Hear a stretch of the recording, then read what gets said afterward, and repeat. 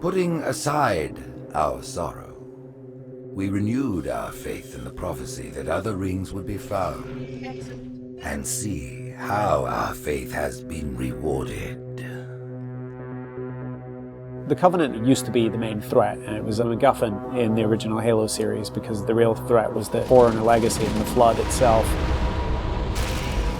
The Forerunners have been the source of so much mystery throughout the Halo franchise. It was something that was just fascinating to us. So far, it's been a lot of stumbling into their belongings. Like we found Halos. And now we found something more. We found the Prometheans.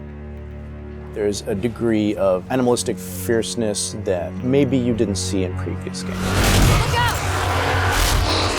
The conditions and the context are what pit a hero and antagonist against each other. For this game, we're going to get to see a lot of complexity to their civilization. From their worldview, what they're doing has to make sense. Trying to figure out ways to tell that story without interfering with the shooting aspect of it has been a really challenging thing. We've gotten glimpses of this Forerunner presence that was kind of always there, open as to whether it would ever erupt. And it did. We're trying to really take game systems and manipulate them and give them emotional coloring and context. We wanted to create something that could stand alone and be an enemy that is just as challenging, just as engaging as the Covenant has been in the past for Halo. A lot of that initial discussion was around if you had this incredibly evolved race and they were well beyond humanity, the Covenant, what would that look like?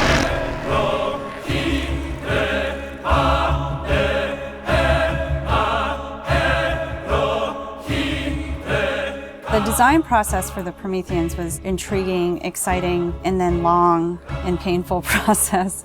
I think just because everyone was so invested in what they wanted out of them. How do you imply something strong, something vertical, something different? And how could we actually have a global logical language out of that Forerunner philosophy? Anybody who's played Halo goes, okay, Forerunners is the silvery angular stuff with blue lights across it.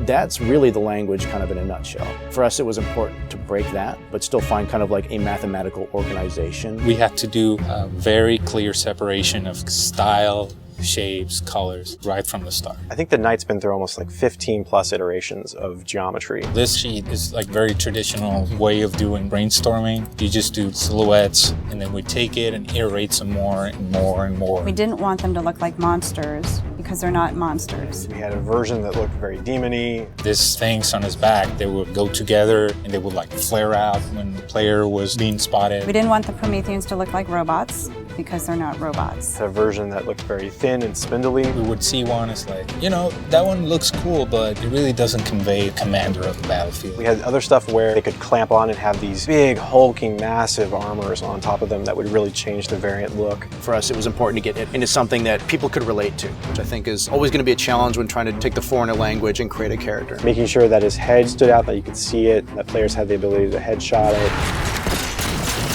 It falls also onto animation. They were able to bring these guys alive and make it feel believable and plausible and still be very fast and lethal. Locomotion didn't look heavy enough at one point, so we scrapped everything and did it all again.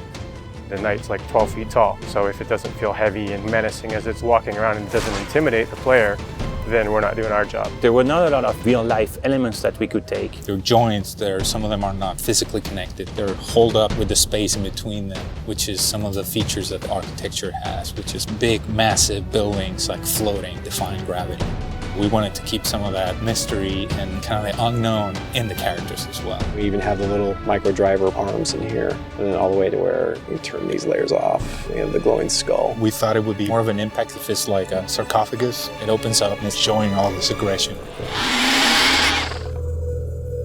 There's certain ways to approach fighting an elite with a group of grunts, and really what we wanted to do was change that up. The Covenant are tried and true. You know what you're going to get out of a grunt. You know what you're going to get from a jackal with his shield. The toughness of elites. Here are the brand new hooks to the sandbox.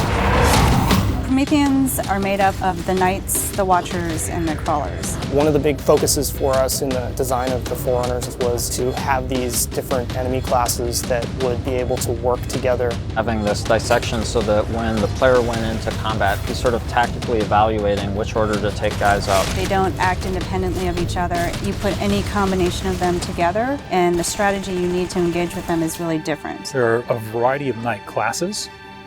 and each one of them is progressively more powerful. But your base knight actually starts just a little bit more powerful than an elite. But in addition to that, we wanted the knight to have his own set of traits and abilities. There's all kinds of these special features of each one of these characters that players haven't played in a Halo game before. You think about basic combat encounter design, a lot of the challenges designers face is how to introduce enemies. What would a Promethean do if it could bend time, space, form, matter? Knights can phase in out of anywhere. He's able to go where he needs to at any time, which is something the Covenant can't do.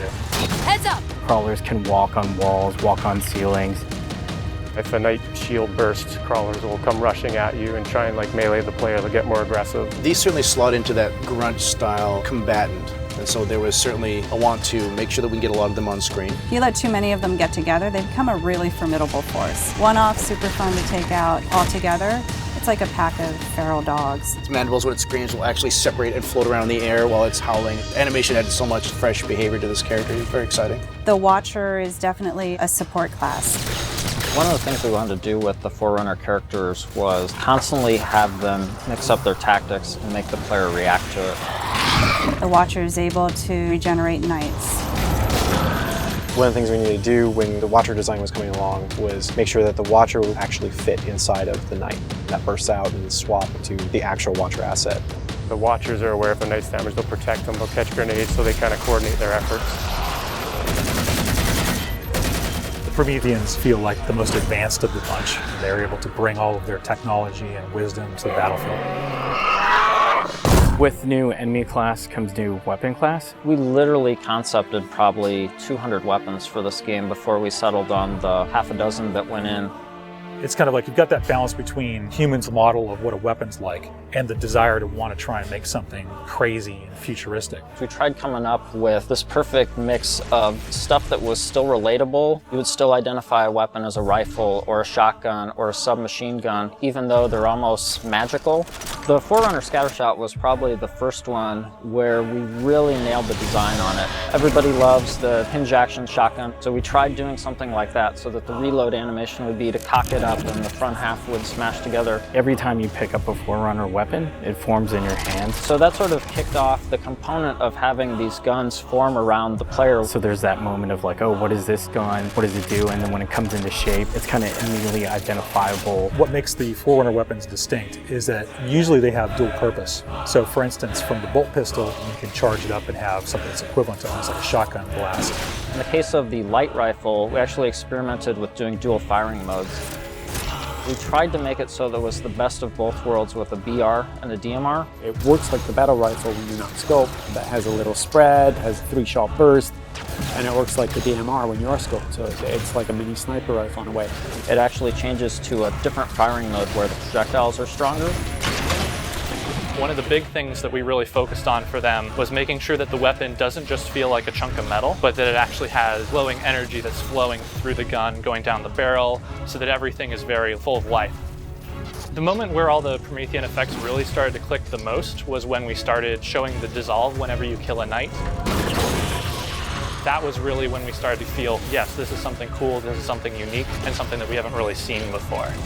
This is an early prototype of the Knight E-Res. As the sphere expands, you see the particles are birthed, and everything in the red region you see will be the crack and the erode. When you shoot and kill the knight, the actual point on the body where you did the damage is where the dissolve starts. So if you shoot from his foot, he will de-res from the point of his foot up. The end result, when we blow up a knight, they dissolve, proving that the technology works.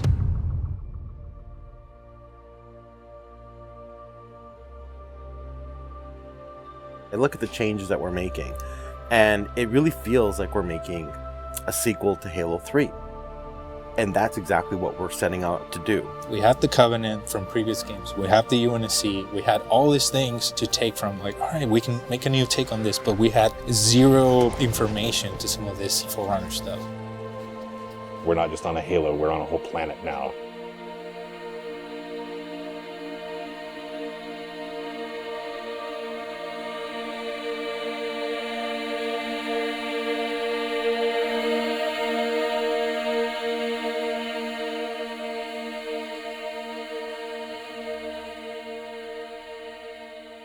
We're not just threatening one corner of the galaxy, we're threatening everything. We're listening to the fan feedback. We're incrementally evolving different aspects of the game design, but there's nothing really revolutionary. And I think that's important, because I think really good design is evolutionary, not revolutionary. And I think at some points we got in our heads with this game that we're just going to make another Halo.